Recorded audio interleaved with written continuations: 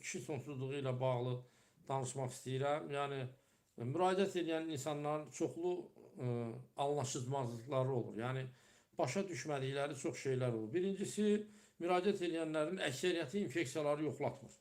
Yəni buradan mən məlumat verirəm hamıya. Övladı olmayan insanlar, sonsuzluğu olan insanlar, yəni kişi sonsuzluğu ilə əziyyət çəkən insanlar, ailələr, cinsi infeksiyaları mütləq yoxlamaq lazımdır. Əgər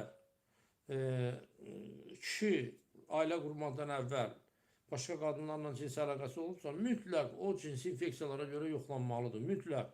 Çünki o dövrdən, deyə bilər ki, 5 il bundan qabaq olub, nə 10 il bundan qabaq olub. Bu əhəmiyyət kəsb eləmir. Əgər şəxs ailə həyatı qurmazdan əvvəl cinsi əlaqədə olubsa, artıq onun infeksiya tutma ehtimalına malikdir. Buradan ki, burada infeksiya ola bilər. Və həmən o infeksiyada həmən şəxsin gələcəkdə ata olmasına mane olur. Yəni spermanın keyfiyyəti pisləşir və yaxud infeksiya keçir onun həyat yoldaşına. Görürsən ki, ölü doğulma halları olur, düşüklər olur. Yəni belə çoxlu xəstələrimiz olur. Çoxlu, həddən çox.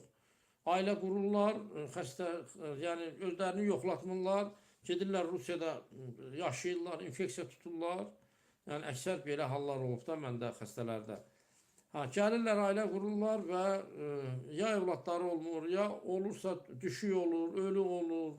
Yəni belə məsələlər var. Ona görə mütləq və mütləq övlad problemi olan ailələrdə birinci infeksiyalar yoxlanmalıdır. Cinsi infeksiyalar.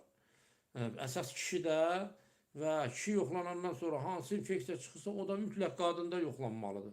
Ki onda da var.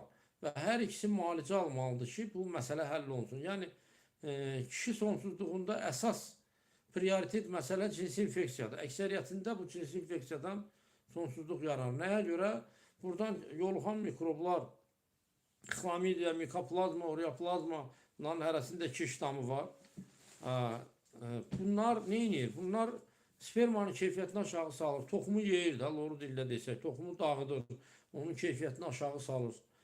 Mayalanma prosesini pozur. Sonra yoluxur qadına, qadında da mayalanma prosesini və yumurtanın uşaqlıqda, daha doğrusu embriyonun uşaqlıqda yaşama prosesini pozur. Vaxtından qabaq düşüklərə, doğuşlara, düşüklərə səbəb olur.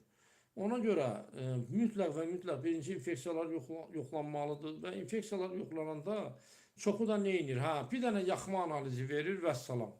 Yəni bir dənə yaxma analizi ilə infeksiyalar yoxlanmır. İnfeksiyaların dərin yoxlama üsulu var. Bu elə bir ki, PCR üsuludur, yaxma sıyırıntı ilə yoxlanılır, dərin yoxlanma olur.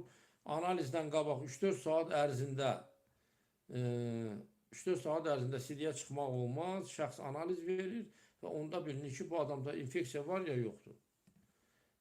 Bu şəkildə, yəni kişi sonsuzluğundan əziyyət çəkən ailələr mütləq və mütləq birinci, yenə dediyim kimi, cinsi infeksiyaları yoxlatmalıdırlar və dediyim qaydada. Yəni bir dənə yaxma analizi ilə yox. Və çox ailələrdə də görürsən ki, bəzən həkimlər, bu dəri zöhrəvi mütəxəssisi olmayan həkimlər götürüb onları qandan yoxlayırlar. Yəni o infeksiyalar qanda dəqiq məlumat vermir. Klamidiyadan, mikoplazmadan və ureoplazmadan söhbət gedir. Bunlar ancaq əsas uretradan götürülmüş sıyırıntıda yox. Yəni kanaldan götürülmüş sıyırıntıda yoxlanmalıdır. Bu qaydada indi suallarınıza cavab verəcəm.